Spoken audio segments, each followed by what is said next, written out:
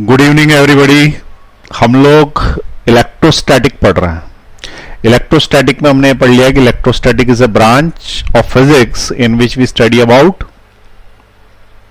Charges at rest. रुके हुए charges के बारे में पढ़ते हैं। अब रुके हुए जो चार्जेस होते हैं उसमें दो प्रकार के चार्ज हैं, पॉजिटिव और निगेटिव। ठीक है, अब मुझे क्वेश्चन ये बताएं कि ये एक डब्बा है, ठीक है, ऊपर कुछ नहीं लिखा, इलेक्ट्रोस्टैटिक लिखा, चमक रहा है तो उससे कोई मतलब नहीं, हेडिंग डाल लो इलेक्ट्रोस्टैटिक। ये एक डब्बा है। क्वेश्चन क्या पूछा मैंने, लिखना नहीं है, बस बताना। ये एक डब्बा है, इसमें क्या चार्ज है हमें पता नहीं, इसमें क्या चार्ज है हमें पता नहीं है। यहां पे रखा हुआ एक पॉजिटिव चार्ज, ये डब्बा इसकी तरफ अट्रैक्ट हो रहा। तो ये बताएं कि डब्बे में क्या है, चार्ज कौन सा है या क्या है। ठीक है, चार्ज के बारे में बात कर रहे हैं, यूं मत बोलना कि डब्बे में जो है फूल है कि केक है। पॉजिटिव, निगेटिव, न्यूट्रल दोनों हो सकते हैं, कुछ भी हो सकता है, कुछ भी इस तरीके का आंसर चाहिए। तो ये जो डब्बा है ये इसकी तरफ अट्रैक्ट कर रहा है, तो इसमें कौन सा चार्ज है, तो इसका आंसर है ये निगेटिव। जो तुम बोल रहे हो ना निगेटिव है, ऐसा पक्का नहीं है कि निगेटिव है, ये न्यूट्रल भी हो सकता है। न्यूट्रल, न्यूट्रल का मतलब होता है जिसपे कोई चार्ज ना हो। जिसपे कोई चार्ज नहीं हो वो भी पॉजिटिव से अट्रैक्ट हो जाता है, निगेटिव से भी हो जाता है। ठीक है, तो न्यूट्रल ऑब्जेक्ट पॉजिटिव निगेटिव दोनों से अट्रैक्ट हो जाते हैं। अब तुम बोलोगे कि कोई एग्जांपल बताओ, तो देखो तुमने एक स्केल ली, प्लास्टिक की स्केल ली, ठीक है, जैसे ये ले ली प्लास्टिक की स्केल, इसको सिर से रगड़ा, सिर से रगड़ने के बाद कागज के टुकड़े लिए, यूं करके ऐसे जैसे ही करोगे कागज के टुकड़े चिपक जाते हैं। प्लास्टिक को सिर से रगड़ने से इसमें पॉजिटिव और सिर में निगेटिव या इसका उल्टा चार्ज आ गया कुल मिला के। ठीक है, वैसे एक चीज बताओ, प्लास्टिक को सिर से रगड़ा, प्लास्टिक में कौन सा और सिर में कौन सा? तो पिछली बार अपन ने एबोनाइट वाले केस पढ़ा था, तो निगेटिव हो जाएगा इस पर। तो इसके ऊपर जो है वो निगेटिव चार्ज आ गया। निगेटिव चार्ज को जैसे यूं करके अपन ने ऐसे किया तो ये जाके इससे अट्रैक्ट हो गया। ठीक है, अट्रैक्ट हो गया, तो जो कागज नीचे पड़े थे वो कौन से चार्ज थे, पॉजिटिव या निगेटिव में से कोई चार्ज थे क्या? उसको किसी से रगड़ा था क्या? तो उसका आंसर है नहीं रगड़ा था। नहीं रगड़ा था, इसका मतलब वो जो पार्टिकल्स नीचे पड़े थे वो न्यूट्रल थे, और न्यूट्रल इससे अट्रैक्ट हो गए, और ये कैसा था, चार्ज था। ठीक है, तुमको सिर्फ दो याद रखने हैं, पॉजिटिव चार्ज ग्लास रॉड पे और एमोनाइट पे निगेटिव चार्ज, बाकी का जो भी होगा वो देगा, हमको याद नहीं रखना, उस चक्कर में नहीं पड़ना। ठीक है, तो जब अपन ने इसको रगड़ा तो ये कोई सा चार्ज हो गया, चार्ज हो गया, हमने जैसे इसके ऊपर न्यूट्रल पार्टिकल्स के उसके ऊपर रखा, न्यूट्रल पार्टिकल चिपक गए, जिससे क्या प्रूव होता है कि neutral particles are attracted by any charge part, या तो पॉजिटिव हो तब भी और निगेटिव होगा तब भी। ठीक है, चलो दूसरा क्वेश्चन बताओ। मान लो कि ये इसका आंसर क्या था पहले वाले क्वेश्चन का, या तो वो न्यूट्रल है या फिर क्या है, या फिर वो निगेटिव है। ये था इसका आंसर। भाई मैंने ये पूछा था कि इसमें क्या है, कौन सा चार्ज है, तो या तो न्यूट्रल है या निगेटिव है, या लग गया बीच में और। ठीक है, क्या लग गया, और लग गया। अब बताएं सेकंड नंबर पे बताएं, यदि मान लो कि यहां पे रखा हुआ है पॉजिटिव चार्ज और ये एक डब्बा है, जैसे इस डब्बे को पास लाते हैं तो पहले क्या हो रहा था, अट्रैक्शन, अब क्या होने लग गया, रिपल्शन।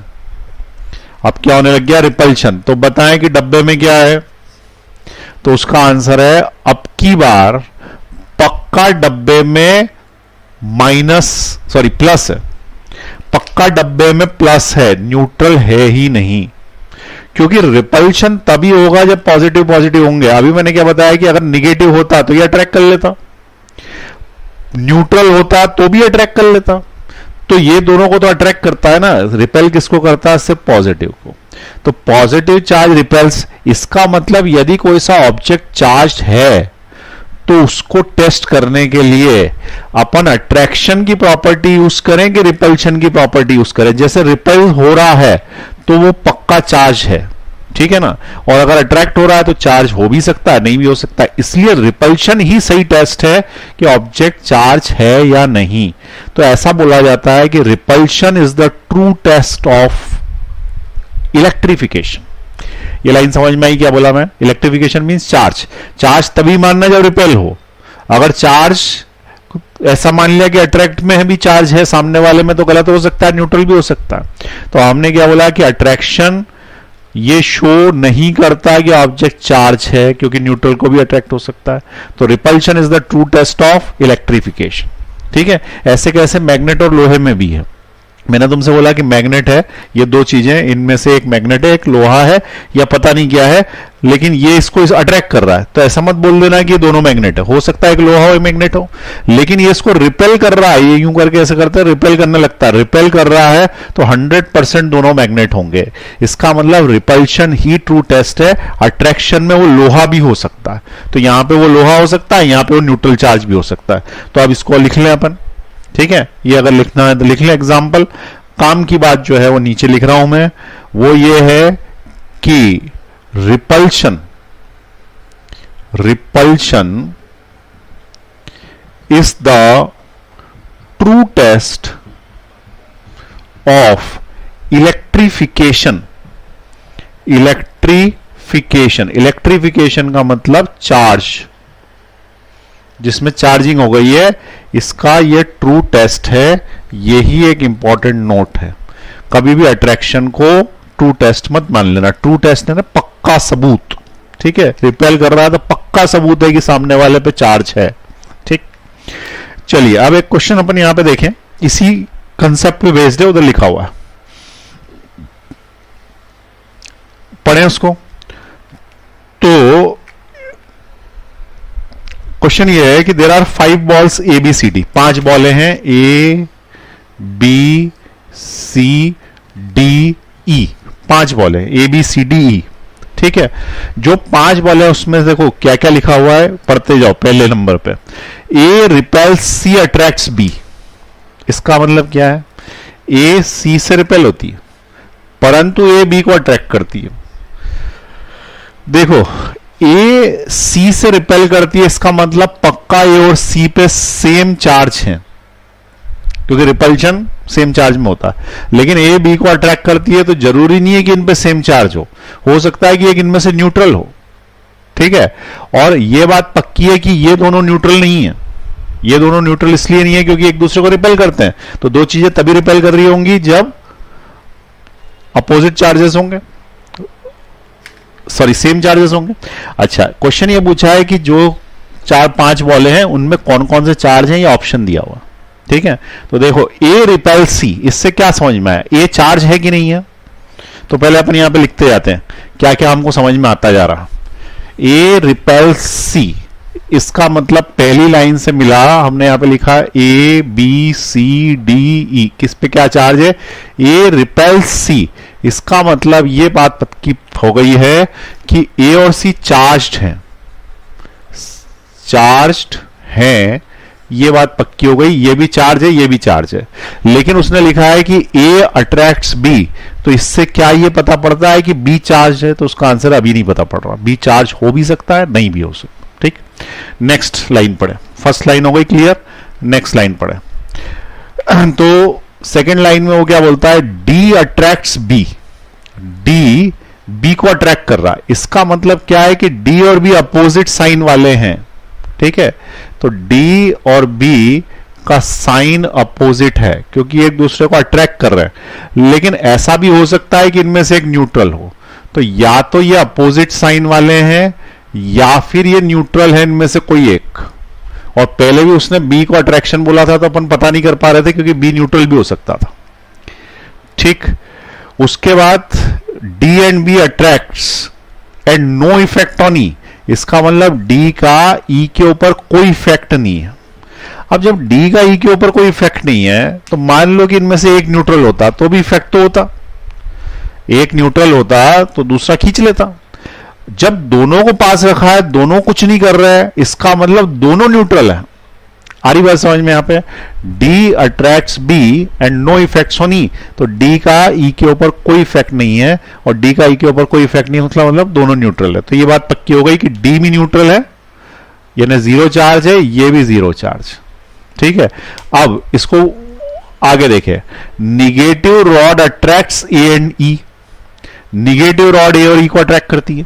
ई को अट्रैक्ट करती है तो समझ में आता है क्योंकि उस पर न्यूट्रल है, लेकिन निगेटिव रॉड ए को अट्रैक्ट करती है तो ए पे तो अपन ने बोल दिया था ना कि चार्ज है। इसका मतलब निगेटिव रॉड यदि ए को अट्रैक्ट कर रही है तो न्यूट्रल है, निगेटिव रॉड यदि ए को अट्रैक्ट कर रही है तो ए 100% पॉजिटिव होगा। ठीक है, तो ए कैसा होगा? 100% पॉजिटिव होगा। इसका मतलब इसका साइन क्लियर हो गया, इसका क्लियर हो गया, इसका और इसका क्लियर हो गया, ये इससे अपोजिट और न्यूट्रल है। अब उसके बाद फिर से ऊपर चले एक बार, ए रिपेल सी, ए सी को रिपेल कर रहा है, इसका मतलब ये चार्ज है और ये इसको रिपेल कर रहा है तो ये प्लस ही होगा। आ रही बात समझ में? तो इसका मतलब ये वाला क्या होगा? ये प्लस ही होगा, ये प्लस हो गया।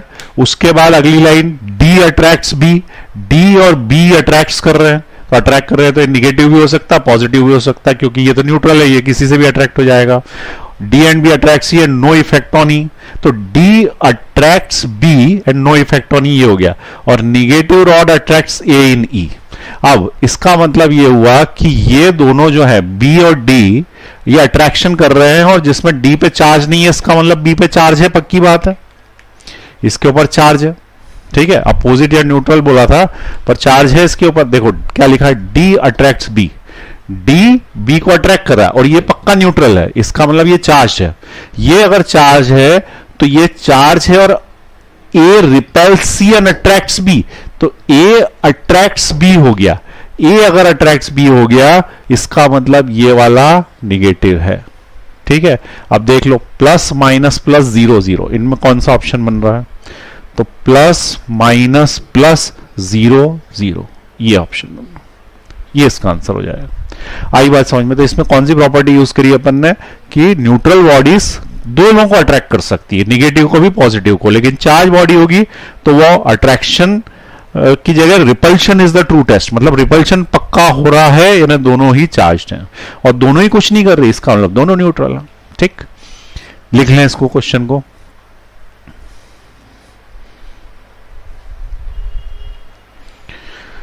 चलिए आगे बढ़ाएं। अब सबसे पहली चीज यह है कि हम ऐसा पढ़ रहे थे कि चार्ज बॉडीज हैं तो उन पे जो चार्ज आया, ठीक है, वो कैसे आया? तो भगवान ने तो सभी चीजों को न्यूट्रल बनाया, तो बॉडी को चार्ज करने के तरीके क्या क्या? ठीक है, what are the methods of charging? ठीक है, तो अगली क्या हेडिंग है? Methods of charging. लेकिन उसके पहले मैं तुमको यह बताना चाहूंगा कि चार्जिंग बोल किसको रहे। ठीक है, मान लो कि मैंने बोला कि ये एक बॉडी है, ठीक है, ध्यान से सुनना, ये एक बॉडी है जो कि पॉजिटिवली चार्ज्ड है, पॉजिटिवली चार्ज्ड है, this body is positively charged. Does it contain electrons, या can it have electrons? Yes कि नो? ये बॉडी पॉजिटिवली चार्ज है, क्या इसके पास इलेक्ट्रॉन्स हो सकते हैं? इलेक्ट्रॉन्स निगेटिवली चार्ज होते हैं, तो उसका आंसर है कि हां हो सकते हैं। ठीक है, हो सकते हैं, क्या ऐसा पूछ रहा है, क्या उसके पास इलेक्ट्रॉन हो सकता है? अब तुम बोलोगे इलेक्ट्रॉन होंगे तो निगेटिवली चार्ज हो जाएगी, ठीक है, लेकिन ऐसा नहीं है, इलेक्ट्रॉन्स कम होंगे, प्रोटॉन्स ज्यादा होंगे, इसलिए पॉजिटिव चार्ज का ज्यादा होना पॉजिटिवली चार्ज बॉडी कहलाता। ठीक है, तो अगर किसी ने बोला कि बॉडी इज पॉजिटिवली चार्ज, तो अगर बॉडी पॉजिटिवली चार्ज है इसका मतलब यह है कि नंबर ऑफ प्रोटॉन्स ज्यादा हैं और नंबर ऑफ इलेक्ट्रॉन्स कम है। Number of protons is greater than number of electrons. लेकिन ऐसा नहीं है कि इलेक्ट्रॉन्स नहीं, जैसे मान लो कि 3 इलेक्ट्रॉन्स होते और 4 होते प्रोटॉन्स, तो ये प्रोटॉन्स इसको कैंसिल आउट कर देते हैं ना, तो एक पॉजिटिव बच गया, एक पॉजिटिव बच गया, तो पॉजिटिवली चार्ज हो गई बॉडी। ठीक है, अब अगर बोलेगा कि निगेटिवली चार्ज बॉडी है, बॉडी यदि निगेटिवली चार्ज है तो उस केस में बताओ नंबर ऑफ इलेक्ट्रॉन ज्यादा होंगे नंबर ऑफ प्रोटॉन से। और यदि किसी ने बोल दिया कि न्यूट्रल ऑब्जेक्ट्स है, न्यूट्रल बॉडी है, तो उस केस में क्या होगा, number of electron is equal to number of proton. इसलिए इसका मतलब क्या है, body is said to be charge if it has excess of electrons और एक्सेस ऑफ प्रोटॉन्स। ज्यादा पॉजिटिवली चार्ज है या ज्यादा नेगेटिव चार्ज लेके बैठी है तो उस केस में वो चार्ज कहलाएगी, न कि इलेक्ट्रॉन लेके बैठी है कि नहीं बैठी। ठीक है, लिख लिया ये। चलो ये वाला जो है वो नीचे वाला पॉइंट लिख लें, इतना लिख लें बस। उसके बाद आगे बढ़ाएं। शॉर्ट में नोट्स लेने हैं, सिर्फ बातें सुननी है। 2-3 क्लासेस में थ्योरी ज्यादा रहती है, शॉर्ट में नोट्स लेते हैं। ठीक, चले एक और क्वेश्चन बताएं। क्वेश्चन यहां लिख रहा हूं मैं। A particle have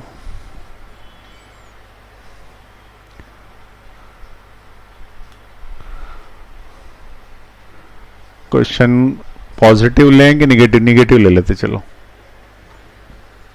their is a negative charge, does it can have protons? Yes or no? बताएं। There is a negative charge, does it have protons? तो देखो, जिस व्यक्ति ने मेरी बात ध्यान से नहीं सुनी वो इसका आंसर यस बताएगा, जबकि इसका आंसर है नो। अब तुम बोलोगे पहले तो यस बोला था। ये बारीक बारीक अंतर जो है वो बताते हैं कि सिलेक्शन होगा कि नहीं होगा, आपका दिमाग कितना अलर्ट है कुछ लेक्चर सुनते समय। ठीक है, हल्की हल्की सी बात। यहां देखो, यहां बोले लिखा बॉडी और यहां पे मैंने चार्ज कर दिया चार्ज। ठीक है, अब इन दोनों में अंतर होता है। ठीक है, क्या अंतर होता है ध्यान से सुने, क्योंकि बीच में एक क्वेश्चन और पूछूंगा, वहां पे भी ये बॉडी को चार्ज कर दूंगा और फिर तुम कंफ्यूज हो जाओगे। Body is positively charge. जब बॉडी की बात कर रहे हैं तो बॉडी मतलब डब्बा, और डब्बे के अंदर प्रोटॉन्स भी होंगे, इलेक्ट्रॉन्स भी होंगे, उसके आसपास चक्कर लगा रहे होंगे। वो बात अलग है कि इलेक्ट्रॉन कम ज्यादा हो सकते हैं, यानी कि है तो दोनों। लेकिन जब वो चार्ज की ही बात कर रहा है तो मैंने तुम्हें क्या बोला, चार्ज कोई पार्टिकल नहीं होता, पिछली क्लास में समझाया था। ये प्रॉपर्टी जो उसके अंदर होती है। तो यदि चार्ज की ही बात कर रहा है, जब वो बोल रहा है कि सच्चाई है क्या, तो उसमें बुराई थोड़ी हो सकती है, या अच्छाई है क्या, तो उसमें बुराई थोड़ी हो सकती है। इसका मतलब किसी निगेटिव चार्ज के अंदर प्रोटॉन्स नहीं हो सकते। निगेटिवली चार्ज बॉडीज में प्रोटॉन हो सकते हैं। जब चार्ज ही निगेटिव, चार्ज का मतलब क्या, इट इज अ प्रॉपर्टी, वो एक विशेषता है, सच्चाई, ईमानदारी, इस तरीके की। तो जब एक आदमी को अपन ने बोल दिया कि वो सच्चा इंसान है तो पक्का झूठा नहीं हो सकता। लेकिन एक पूरी बॉडी के बारे में बात करें तो उसमें सच्चाई ज्यादा और झूठाई कम, इस तरीके से कुछ चीज हो सकती है। ठीक, तो यहां पे ध्यान रखें, जब वो चार्ज बोल रहा होगा ना तो उस वाले केस में वो सिर्फ एक छोटे से चार्ज की बात कर रहा होगा, उसके अंदर कोई दूसरी चीज नहीं है। अगर उसने बोला निगेटिव चार्ज मतलब सिर्फ निगेटिव है और चार्ज है, उसके अंदर कुछ भी पॉजिटिव नहीं हो सकता, लेकिन बॉडी में हो सकता। ठीक है, तो लिख लें इसके अंदर। अगर आपने गलत आंसर दिया था इसका मनी मन में तो बिल्कुल लिख लें। क्यों? क्योंकि कंसेप्चुअल मिस्टेक्स जो है वही आगे बढ़ के मार्क्स कम कर देती। चले आगे बढ़ाएं। ये बोल रहा है कि मेथड्स क्या है चार्जिंग के, तो हम ये बोलेंगे कि सिंपल है, बॉडी को चार्ज किया जाता है, चार्ज को तो चार्ज करते ही नहीं है। पार्टिकल को थोड़ी चार्ज करेंगे छोटा सा, तो चार्ज तो बॉडी को चार्ज करोगे, बॉडी को चार्ज करोगे तो बॉडी में से इलेक्ट्रॉन निकाल लो, या फिर उसको ज्यादा इलेक्ट्रॉन्स दे दो। इलेक्ट्रॉन निकाल लोगे तो वो वाली प्लस हो जाएगी और ज्यादा इलेक्ट्रॉन्स दे दोगे तो वाली माइनस हो जाएगी। बस यही तरीका है। तो ज्यादा इलेक्ट्रॉन्स देने की जगह हम निकालने में आसानी रहती है, हमको एनर्जी दी और इलेक्ट्रॉन निकल गए, तो हम किसी तरीके से इलेक्ट्रॉन्स निकाल लें या एक्सेस इलेक्ट्रॉन्स दे दें तो बॉडी चार्ज हो जाएगी। तो हमको क्या करना है कि मेथड्स पढ़ने की कितनी तरीके से बॉडी चार्ज हो सकती है। तो बॉडी चार्ज करने के लिए हमारे पास पहला जो मेथड है वो है बाय रबिंग। 3 मेथड्स हैं। तो पहला है बाय रबिंग, अच्छी भाषा में बोले तो बाय फ्रिक्शन। दूसरे नंबर का जो है हमारे पास बाय कंडक्शन, सामान्य भाषा में बोले तो बाय टचिंग। ठीक है, बाय रबिंग, बाय टचिंग सामान्य भाषा के शब्द है। तीसरे नंबर पे है बाय इंडक्शन, इंडक्शन के द्वारा। ठीक है, तो सबसे पहले पहला सबको बताया कि रबिंग से, किसी भी चीज 2 चीजें रगड़ोगे अपने आप ही होगा क्या कि जैसे अपन ने ली एबोनाइट की रॉड या किसी की भी रॉड और इसको फलालेन के कपड़े से यूं रगड़ा, जैसे ही रगड़ा तो क्या होगा, मेरे हाथ में जो एनर्जी है ना उससे इसको एनर्जी मिल गई, यहाँ के इलेक्ट्रॉन्स कूद के इसके ऊपर आ गए। अब इलेक्ट्रॉन जब कूद के इसके ऊपर आ गए तो इस पे इलेक्ट्रॉन ज्यादा हो गए, इस पे इलेक्ट्रॉन जब ज्यादा हो गए तो ये हो गया निगेटिवली चार्ज, इस पे इलेक्ट्रॉन कम हो गए तो ये क्या हो गया, पॉजिटिवली चार्ज। तो जिधर से जिधर इलेक्ट्रॉन्स चले जाए, मान लो कि इसमें से इधर चले गए होंगे तो ये पॉजिटिवली हो जाएगा, ये नेगेटिव हो जाएगा। तो हम जब जो चीज ऑब्जेक्ट को रगड़ते हैं तो इलेक्ट्रॉन्स को एनर्जी मिल जाती है, एनर्जी के कारण वो अपनी जगह से जंप मार जाते हैं दूसरे के ऊपर, जहां जंप मार जाएंगे वो वाला पॉजिटिव, जहां जंप मार जाएंगे वो निगेटिव और जहां से जंप मार जाएंगे वो पॉजिटिव। तो इसको अपन क्या बोलते हैं, बाय फ्रिक्शन। ठीक है। अच्छा, सेकेंड नंबर पे क्या है, बाय टचिंग। तो इसके अंदर फ्रिक्शन के अंदर लिख लो, एक लाइन लिख लो बस, bye rubbing, bye rubbing we transfer energy, by rubbing we transfer energy to the electrons,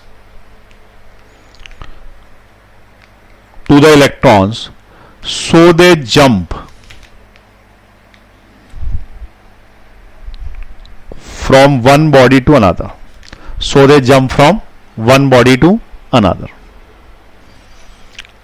ठीक, क्वेश्चन बताएं, लिखना नहीं है, सिर्फ सुनना है। एक बिल्ली है, बिल्ली, उसको प्लास्टिक के कंघे से, कॉम्ब से, कंघे से, कंघा पता है ना, गंजों के पास रहता है जो, ठीक है, प्लास्टिक के कंघे से रगड़ा या फिर उसके बाल बहा दिए। बिल्ली का वजन, पहला ऑप्शन बढ़ जाएगा, दूसरा ऑप्शन कम हो जाएगा, तीसरा ऑप्शन वही रहेगा। बढ़ जाएगा, कम हो जाएगा, वही रहेगा। उसको बिल्ली भारी हो जाएगी, हल्की हो जाएगी, वही रहेगी। बिल्ली को प्लास्टिक के कंघे से रगड़ा। अब सुने, एक पॉइंट भी चेंज आ रहा होगा तो आंसर लिखना है, मतलब माइन्यूट चेंज भी मेजर किया है इसमें, ऐसा मान लेना। अगर हल्का भी एक कण भी उसका मास चेंज हुआ हो, उसका वजन चेंज हुआ हो, तो उस केस में हमको यहां लिखना, वजन मींस वेट। ठीक है, इट इज वेट। तो सुने, बिल्ली को कैसे रगड़ा, प्लास्टिक से। अब सवाल ये उठता है कि बिल्ली को प्लास्टिक से रगड़ा तो क्या इनके ऊपर चार्ज आ जाएगा, तो उसका आंसर है हाँ आ जाएगा। कोई भी दो चीजें रगड़ने से चार्ज आ जाता है, ठीक है। वो बात अलग है कि कुछ चीजों को बहुत रगड़ने से आता है, कुछ चीज जल्दी से दे देती चार्ज। तो अब ये पता करना पड़ेगा कि किस पे कौन सा चार्ज आएगा। तो मैंने तुम्हें कल एक लिस्ट बताई थी, पॉजिटिव वाले की और निगेटिव वाले की। तो जब अपन ने ग्लास को रगड़ा था सिल्क से, तो इस पे प्लस इस पे माइनस, और एबोनाइट को रगड़ा था, एबोनाइट को रगड़ा था फ्लानेल से, फ्लानेल जो कपड़ा होता है उससे, तो इस एबोनाइट पे माइनस और इसके ऊपर कौन सा आ गया था, प्लस। ठीक है। अब ये बताएं कि वूल को यदि अपन रगड़ेंगे, ठीक है, प्लास्टिक से, वूल ही हुआ ना ये, बिल्ली की खाल मतलब क्या, एक तरीके से शिप की खाल वो भी वूल है, अपने बाल वो भी वूल है, मतलब एक तरीके से बाल है, बिल्ली की खाल का मतलब बाल। तो जो बाल हैं, हेयर्स हैं, उसको अपन रगड़ेंगे प्लास्टिक से, तो तुम्हें क्या लगता है कि किस पे कौन सा चार्ज आएगा। तो देखो वहां पे थोड़ा दिमाग लगाओ। फ्लानेल का कपड़ा मैंने तुम्हें क्या बताया था, ये वाला कपड़ा एकदम वो स्मूथ रहता है, चश्मा पूछते हैं, और उसके साथ एबोनाइट की ये रॉड, ये वाली एबोनाइट की नहीं है पर इसी की ऐसी काले कलर की, तो एबोनाइट है प्लास्टिक, ठीक है, और ये एक तरीके से बिल्ली की खाल, कौन सा मैच कर रहा था, बिल्ली की खाल ये वाली होगी और ये वाला होगा प्लास्टिक। तो इसका मतलब कैट स्किन जो होगी वो कैट स्किन यहां पे आएगी, ठीक है, इसको अपन फर भी बोल सकते हैं, कैट स्किन या फर होता है, और इधर साइड एबोनाइट मतलब ये प्लास्टिक है, तो ये प्लास्टिक यहां पे आता होगा, तो प्लास्टिक पे आ गया होगा माइनस और बिल्ली की खाल पे आ गया होगा प्लस। लॉजिकल आ रही बात समझ, मैंने कोई रटा नहीं, मैंने तुमको बोला सिर्फ दो रटने, ग्लास, सिल्क, फ्लानेल, एबोनाइट, बचा हुआ देगा, नहीं होगा तो अपन दिमाग लगा लेंगे। अब यहां हमने दिमाग लगा लिया, क्या लगा लिया, प्लास्टिक जो है वो क्या है, निगेटिव, और हेयर कैसा है, पॉजिटिव, यानी कि बिल्ली हो जाएगी प्लस, बिल्ली हो जाएगी प्लस और कंगा हो जाएगा माइनस।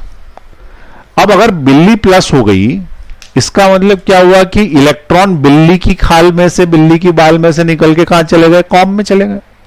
तो इलेक्ट्रॉन्स कूदे होंगे और इलेक्ट्रॉन्स यहां पे चले गए होंगे, और इलेक्ट्रॉन्स यदि यहां चले गए होंगे तो इलेक्ट्रॉन जब जाएंगे तो अपने साथ अपना वजन भी तो लेके जाएंगे, मास भी तो लेके जाएंगे, और जब मास लेके जाएंगे तो बिल्ली क्या हो जाएगी, हल्की हो जाएगी। मान लो 10 इलेक्ट्रॉन कम हुए तो 10 से हल्की हो गई। वो बात अलग है कि इलेक्ट्रॉन में मास इतना कम होता है कि वो अपन मेजर नहीं कर पाएंगे, लेकिन क्वेश्चन ये पूछा था कि बिल्ली का क्या होगा, तो हम बोलेंगे बिल्ली का वजन कम हो जाएगा, थोड़ा सा कम हो या ज्यादा सा, उससे मतलब नहीं कम हो जाएगा। ठीक है, तो ये अच्छा तरीका है, अपने बालों को रगड़ो और अपना वजन कम कर लो। ठीक है, फालतू एक्सरसाइज कर करके और बेचारे लोग डाइटिंग करते रहते हैं। ठीक है, लेकिन इतना कम होगा, वो इलेक्ट्रॉन में मास क्या होता है 9.1 10⁻³ kg, -31 मतलब बहुत ही कम होता है, तो कुछ मतलब ही नहीं उसका। लेकिन क्वेश्चन में मतलब है, क्वेश्चन में ये सिखाना चाह रहे हैं इस क्वेश्चन के माध्यम से कि whenever there is a transfer of charge then there is a transfer of mass. ठीक है, नोट क्या है, whenever there is a transfer of charge then there is a transfer of mass. जब जब charge जाएगा अपने साथ वजन ले जाएगा, क्योंकि वहां पे अगर ऐसा क्वेश्चन पूछता है कि there is a transfer of charge, so there is a transfer of mass, yes no, ठीक है, थैंक यू, तो तुम क्या आंसर लगाते इसका, whenever there is a transfer of charge then there is a transfer of mass. जब जब charge इधर से इधर जाएगा वजन भी साथ लेके जाएगा। तो बस इतना ही नोट लिखना है, बिल्ली नहीं लिखना, तो समझाने का तरीका है। एक बार ऐसा समझाओ कि जीवन भर याद रहे। ठीक, भले ही 10 मिनट ज्यादा लगे, 2 लेक्चर्स 2 वीडियो एक्स्ट्रा लगेंगे, लेकिन अच्छे से दिमाग में घुस जाए, कंफ्यूजन का सवाल ही नहीं रहेगा लास्ट में। ठीक है ना, 2-3 वीडियो एक्स्ट्रा लग जाएंगे, और क्या होगा, बातें करने में ऐसे ही होता। तो यहां पे लिख लें नोट, क्योंकि जल्दबाजी में पढ़ लिया और नंबर कम आए, आधी अधूरी चीजें पढ़ ली, अभिमन्यु बन गए। अभिमन्यु ने अधूरा ज्ञान ले लिया था, चक्रव्यूह तोड़ने का आधा आता था, आधा आता ही नहीं था, तो failure, final result is failure. ठीक है, तो पूरा ज्ञान लो, समय लो, क्योंकि समय तो देना ही पड़ेगा, कंस्ट्रक्शन में समय लगता ही है, कोई सी भी चीज बनाओगे धीरे धीरे बनती है, बिगाड़ोगे 1 मिनट में बिगड़ जाती है। बिल्डिंग बनाने में 1 साल लग जाता है, डायनामिट लगाया 1 मिनट में उड़ गई।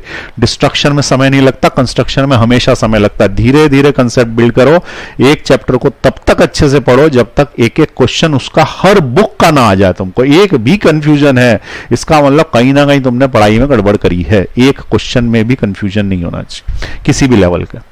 तो नोट क्या डाला, whenever there is a transfer of mass, whenever there is a transfer of charge,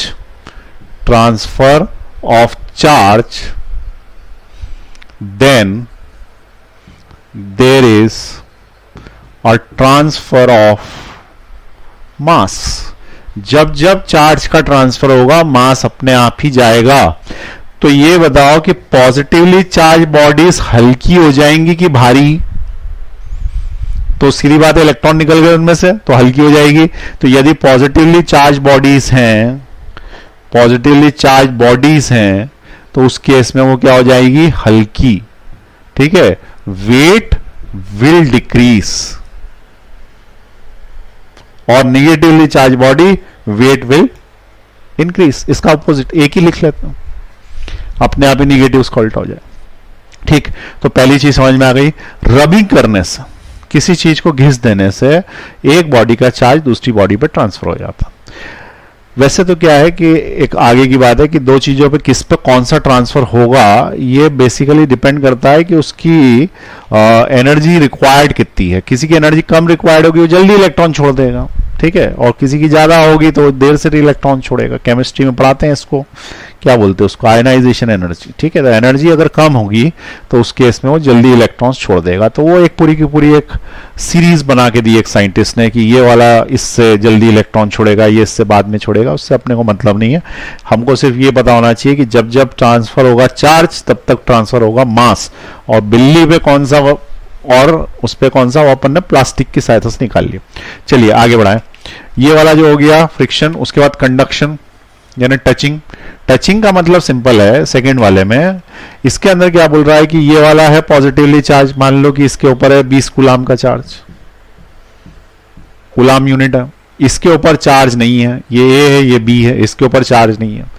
अब क्या होगा कि जब इनको टच करेंगे तो होगा क्या कि ये बोलेगा कि भाई मैं तो गरीब दास हूं, मेरे पास तो 1 रुपया भी नहीं है, तेरे पास तो 20,000 है। दोनों टच हुए एक दूसरे से, ये इसका दोस्त है, इसने बोला एक काम कर आधे आधे बांट लेते हैं, आधे आधे बांट लेते हैं, तो इसके ऊपर आ जाएगा 10 गुलाम, इसके ऊपर रह जाएगा 10 गुलाम, क्योंकि 20 में से 10 इसको दे चुका है। आ रही बात समझ में? That is called touching. तो इसके ऊपर तो चार्ज आ गया ना, उसके ऊपर कम हुआ वो बात अलग है, लेकिन चार्जिंग का मेथड है ना, ये चार्ज आ गया उसके ऊपर। तो ठीक इसी पे एक क्वेश्चन देख लेते हैं, सिंपल सी बात है, जरा सा क्वेश्चन है, लिखना कुछ नहीं है, सिर्फ सुनते जाना है। इसके ऊपर 20 कूलम चार्ज है, इसका नाम है ए, इसके ऊपर बी, इसके ऊपर -10 कूलम चार्ज है, और इसका सी, इसके ऊपर 50 कूलम चार्ज। हमने ए को बी से टच कराया, ठीक, फिर बी को सी से टच कराया, फिर सी को ए से टच कराया। तो अब बताओ, अब ए पर कितना चार्ज है, ए पर चार्ज कितना है? ठीक है, जिसको हिंदी में आता है हिंदी में कर ले, जिसको इंग्लिश में आता है इंग्लिश में कर ले, लिखना कुछ नहीं है। ठीक है, फटाफट करके बताओ। ए को बी से टच कराया, फिर बी को ए से टच कराया, सी से टच कराया, फिर सी को ए से टच कराया, फिर सी को फेंक दिया ए पे, अब बचा कितना चार्ज? फटाफट बताएं। देखें अब, सबसे पहले तुमने किसको किससे टच कराया? ए को बी से कराया, लिखना कुछ नहीं है, सिर्फ आंसर चेक कर लेना सही है कि गलत है। तो लो छोटी छोटी बातें हैं, इसमें क्या लिखोगे? इसको इससे टच कराया तो 20 में से 10 कम हो गए, ठीक है, क्योंकि पॉजिटिव निगेटिव और न्यूट्रल हो जाते हैं, छुन्न हो जाता है। छुन्न मतलब क्या, जो तवा होता है ना गरम, उसके ऊपर पानी फेंक दो तो एकदम पानी गायब हो जाता है, ऐसा। तो निगेटिव पॉजिटिव जैसे मिलते हैं छुन्न हो जाते हैं, ठीक है। तो इसका माइनस, इसका 10, इसका माइनस और इसका 10 कम कर जाएगा, तो 10 कम कर जाएगा, तो इसके ऊपर अब कितना बचा? 10 कूलम, क्योंकि ये 10 ले गया। और इसके ऊपर कितना बचा? 0। लेकिन अभी ये बाटा बाटी अभी और चलेगी, ठीक है, इसने 10 कम कर दिया और सही है, लेकिन ये गले तो मिले हुए हैं ना, तो आधा आधा कर लेंगे, तो 5 इसके ऊपर और 5 इसके ऊपर। आ रही बात समझ में? इसके ऊपर अब कितना रह जाएगा? 5, और इसके ऊपर भी कितना रह जाएगा? 5।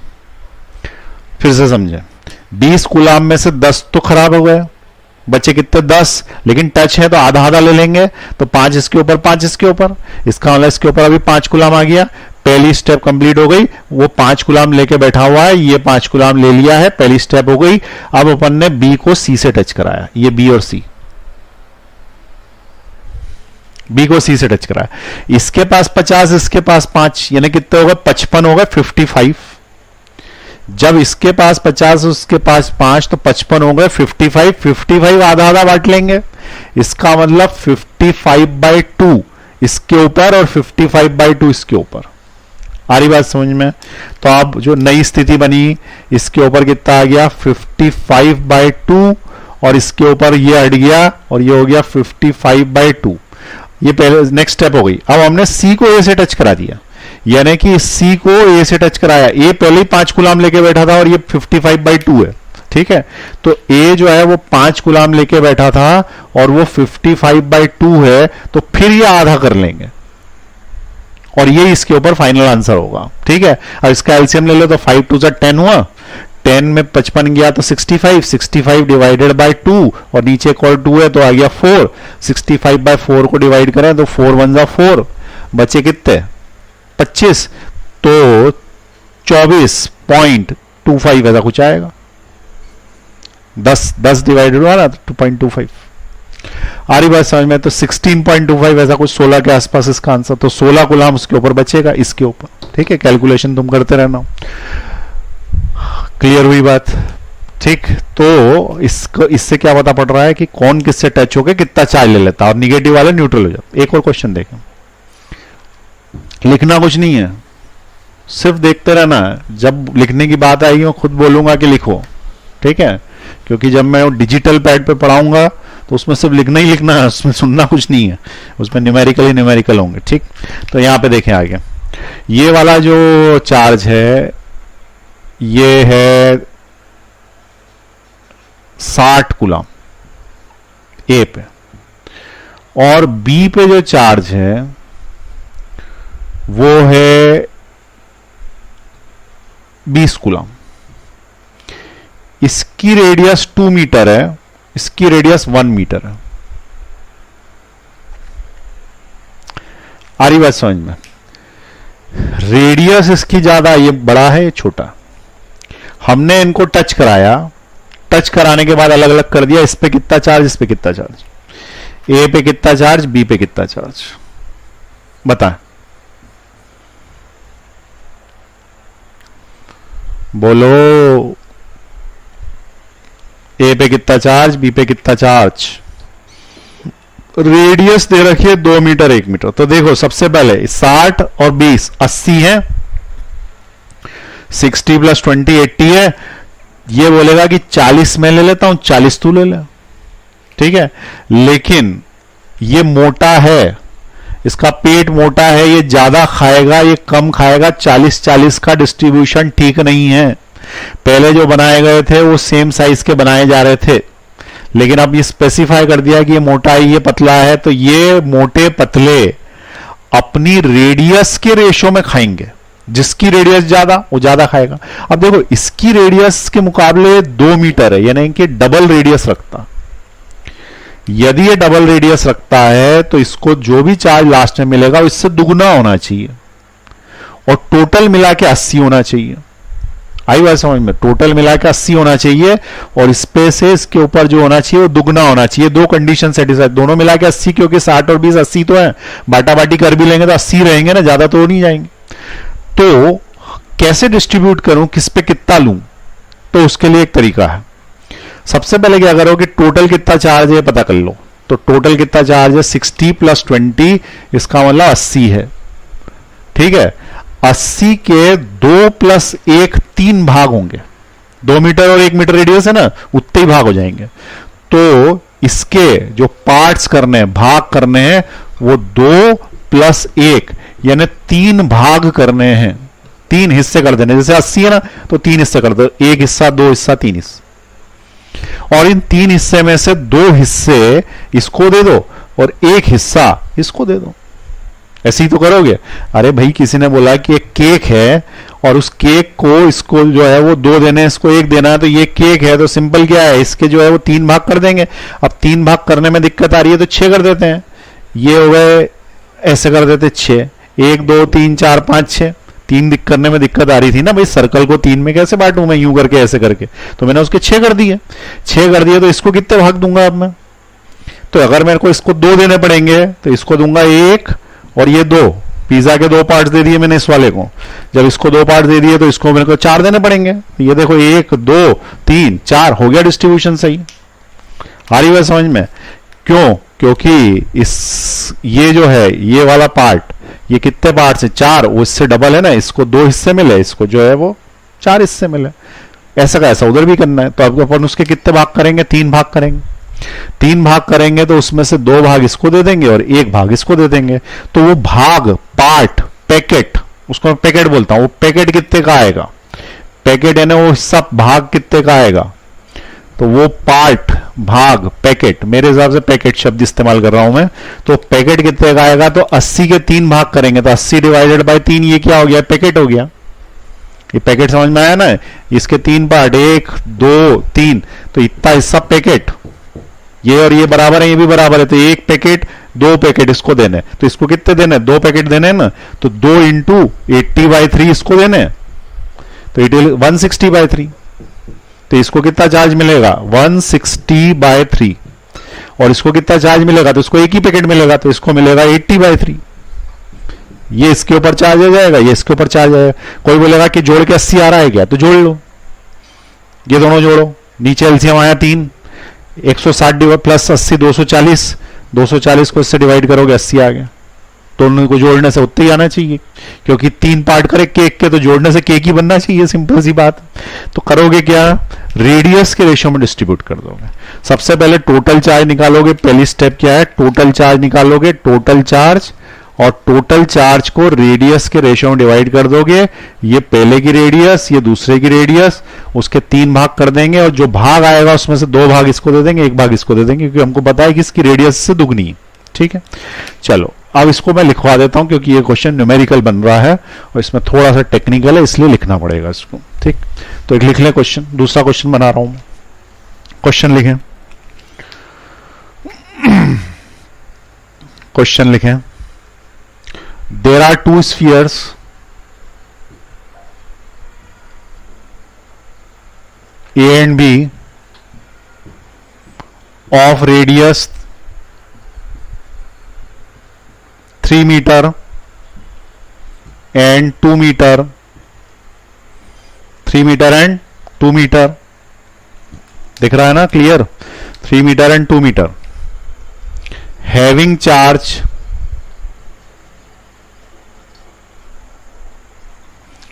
60 coulomb and 60 coulomb. If they are touched, find final charges.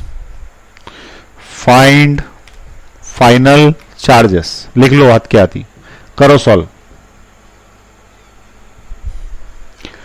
तो देखो पहला वाला 3 मीटर का कर रहे हो, पॉज दबा दो, कर लो.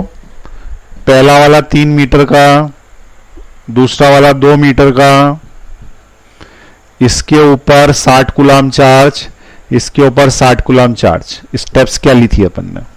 पहली स्टेप टोटल चार्ज निकाल लो. टोटल चार्ज हो गया 60 कूलम प्लस 60 कूलम यानी 120 कूलम. आ रही बात समझ में? 60 कूलम प्लस 60 कूलम 120 कूलम. जब 120 कूलम चार्ज आ जाएगा तो उसके कितने भाग होंगे? तो हम लिखेंगे चार्ज विल डिस्ट्रीब्यूट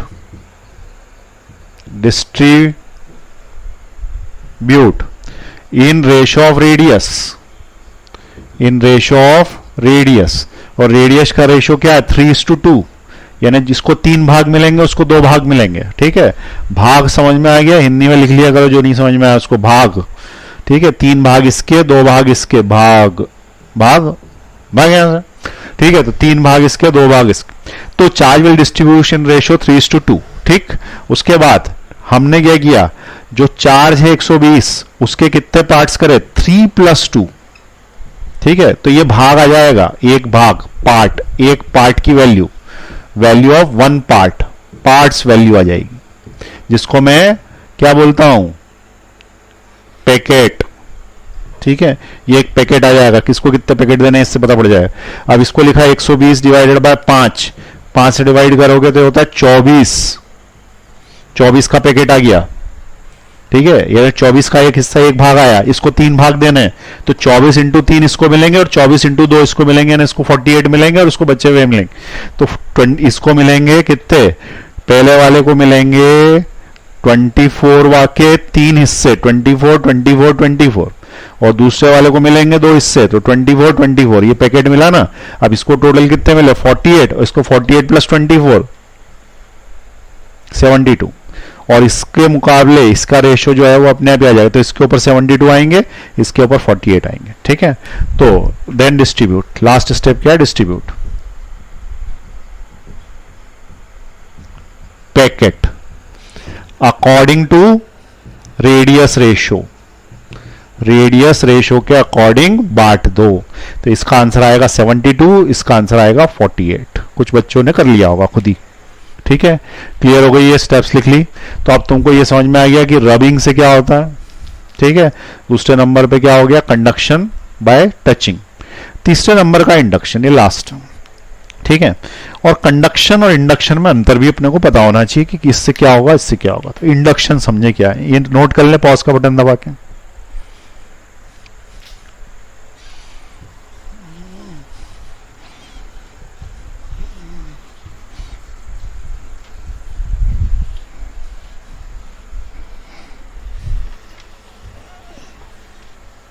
लास्ट है इंडक्शन. अब इसको मिटा रहा हूं मैं.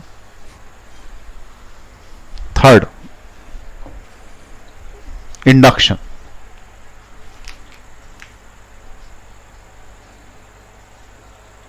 इंडक्शन का हिंदी शब्द पता होना चाहिए. इंडक्शन को हिंदी में बोलते प्रेरण. प्रेरण शब्द प्रेरणा से बना है. प्रेरणा समझते हो कौन? अरे वो वाली नहीं.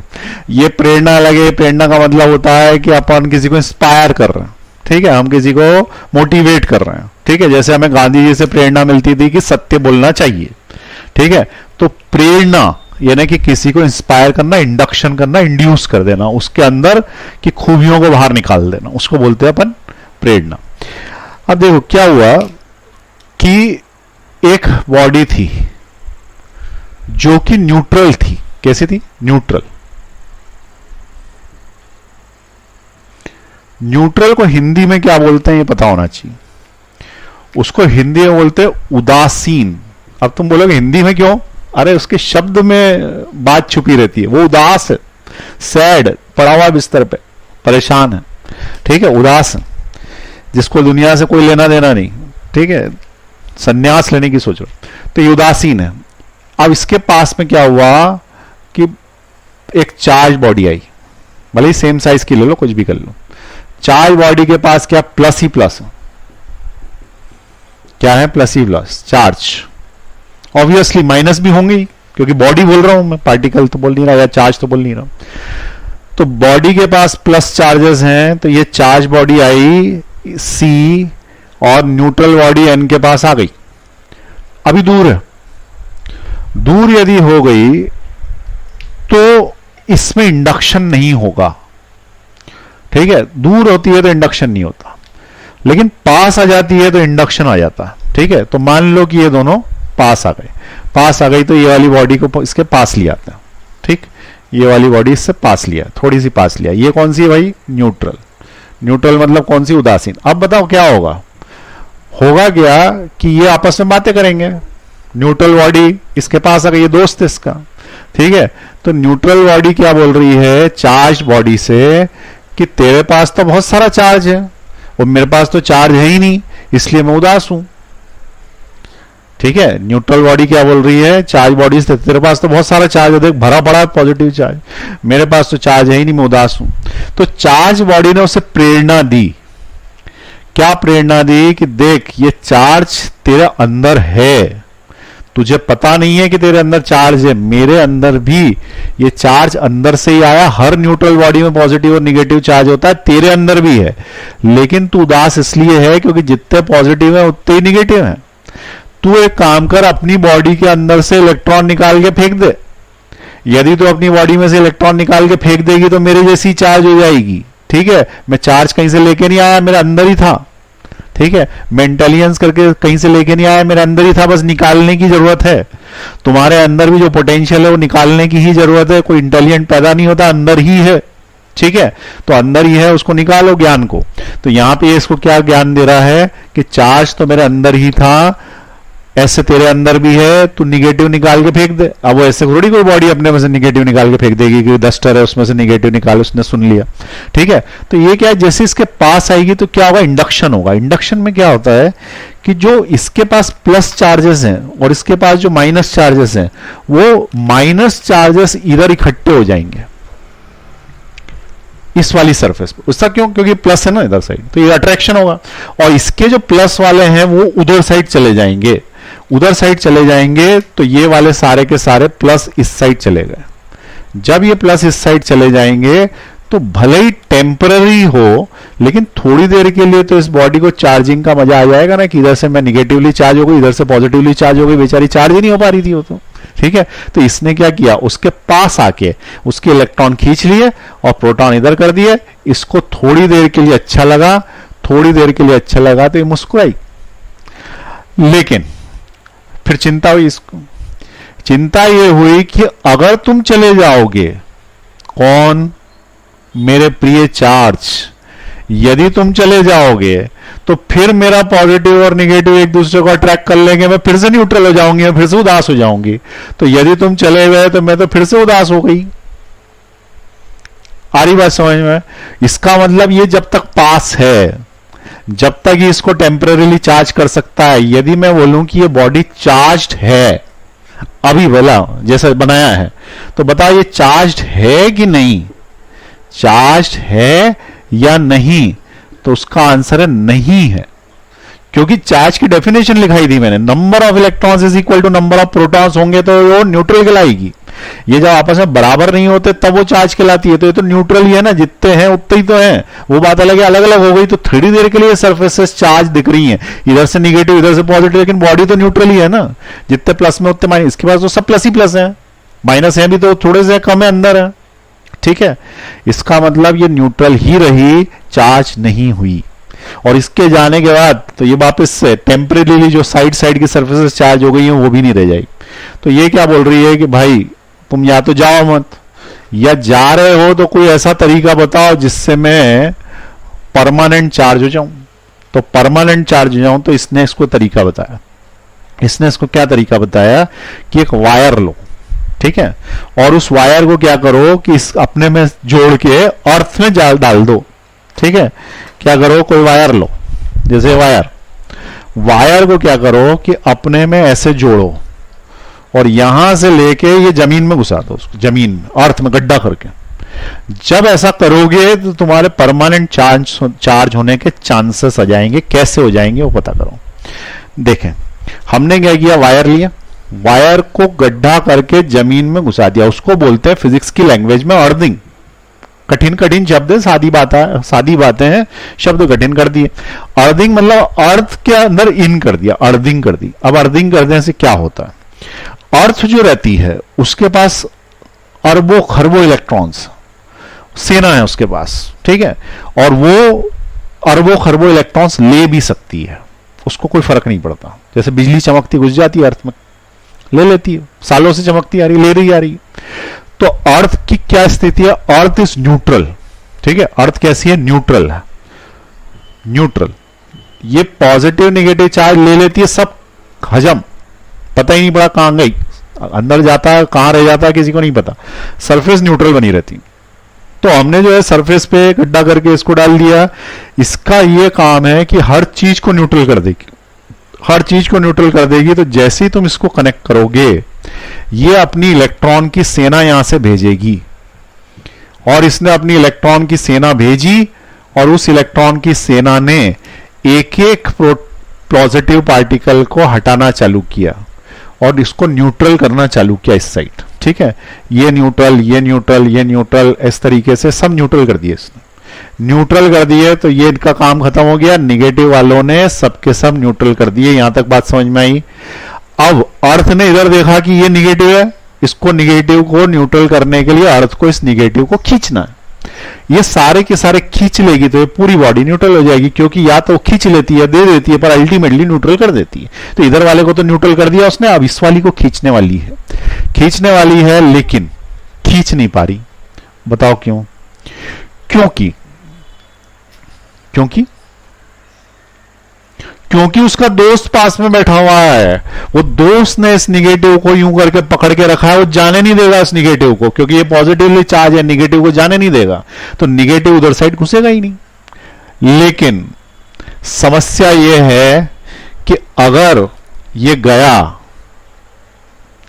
तो ये सारे निगेटिव ये खींच लेगी, क्योंकि जो पॉजिटिव अट्रैक्शन फोर्स से निगेटिव को इसने पकड़ रखा है उसको अर्थ खींच लेगी, फिर उदास हो जाएगी न्यूट्रल बॉडी। ठीक है, तो इसमें अपन ने टेम्पररीली उसका एक चार्ज तो हटा दिया, लेकिन प्रॉब्लम यह है कि इसको नहीं हटा पा रहे। तो फिर क्या किया जाए? बहुत सिंपल सी टेक्निक है, कैची लेके आओ, कैची, और इसको काट दो यहां से। अब ये किसी काम का नहीं है।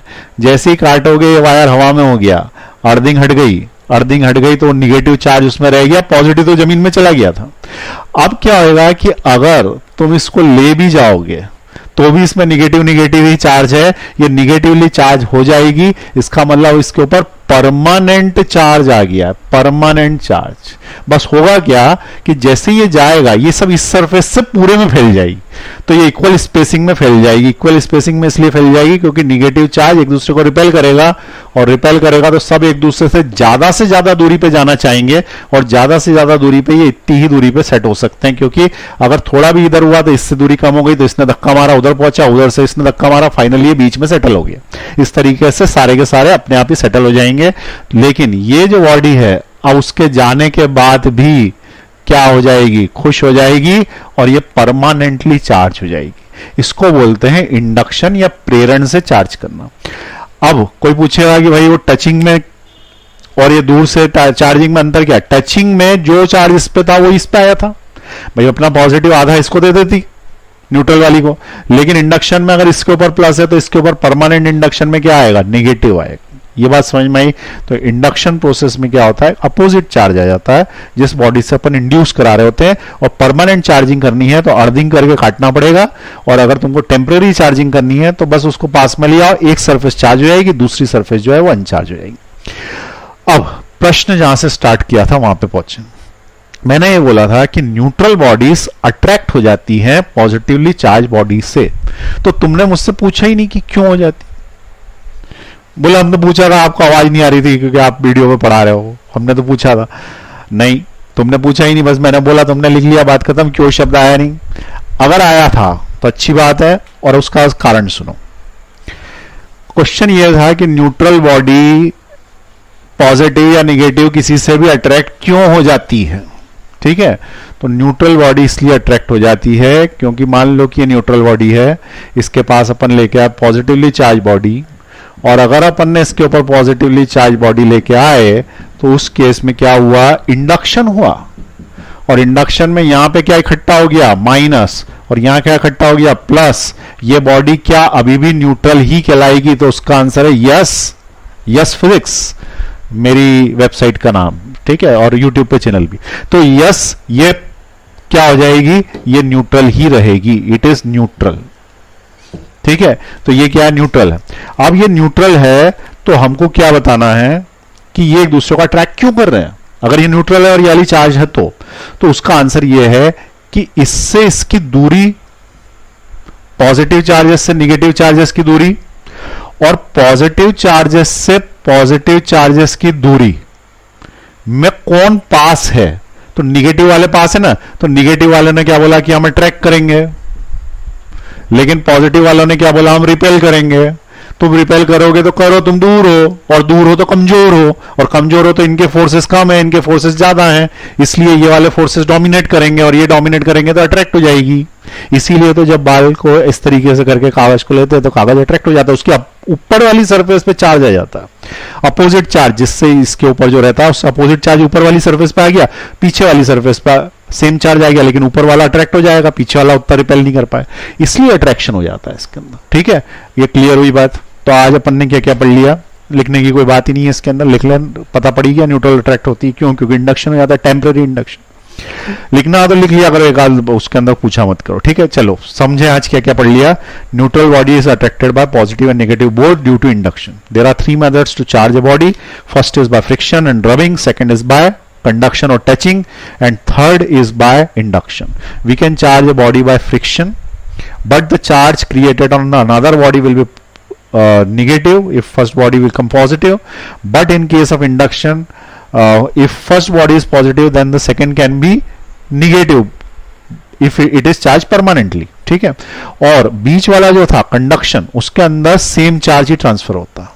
ठीक है, और उसमें रेडियस के रेशियो में डिस्ट्रीब्यूट होता है, बहुत इंपॉर्टेंट पॉइंट है, न्यूमेरिकल बनता है उसके ऊपर। ठीक है, तो आज अपन यहीं तक पढ़ रहे हैं, उसके बाद अब अपन अगली क्लास में जो है क्वांटाइजेशन का वो रह गया है, वो उसको पढ़ेंगे और न्यूमेरिकल्स करेंगे। ठीक है, चलिए।